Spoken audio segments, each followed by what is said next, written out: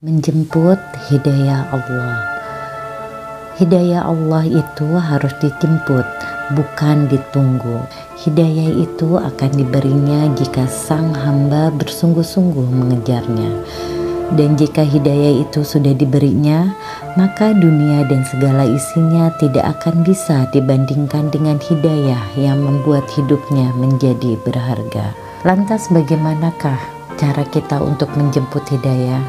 Banyak hal yang kita bisa lakukan untuk menjemput hidayah, yaitu beriman kepada Allah Subhanahu wa Ta'ala. Barang siapa yang beriman kepada Allah, niscaya Dia akan memberi petunjuk kepada hatinya. Kita bisa mentadaburi Al-Quran. Wahai manusia, sesungguhnya telah datang kepadamu pelajaran dari Rabb-mu dan petunjuk serta rahmat bagi orang-orang yang beriman. Quran Surat Yusuf ayat 57.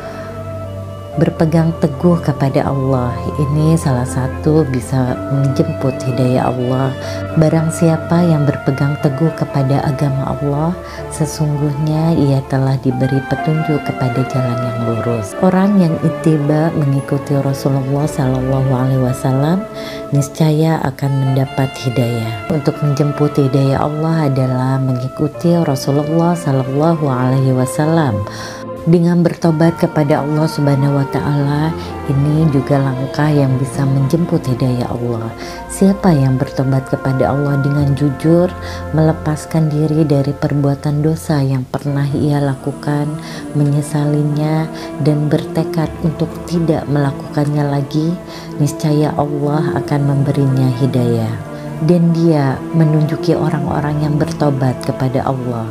Quran Surat Ar-Ra'd ayat 27. Kemudian bersungguh-sungguhlah kita dalam mendapatkan hidayah Allah ini.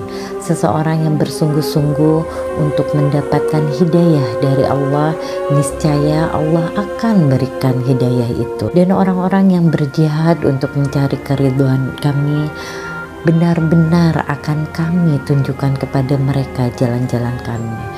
Al-Quran Surat Al-Ankabut ayat 69. Kemudian membaca sirah perjalanan hidup para nabi dan orang-orang soleh serta berusaha meneladani mereka bisa kita lakukan untuk menjemput hidayah Allah. Sesungguhnya pada kisah mereka itu terdapat pengajaran bagi orang-orang yang mempunyai akal dan sebagai petunjuk rahmat bagi kaum yang beriman. Quran Surat Yusuf ayat 111. Setelah kita berikhtiar, tak lupa kita berdoa meminta hidayah kepada Allah. Tidak ada yang dapat memberi hidayah taufik selain Allah Subhanahu wa Ta'ala.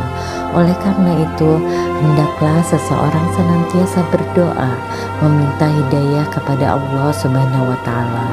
Allahumma inni as'alukal huda wat-tuqa wal-afafa wal-ghina.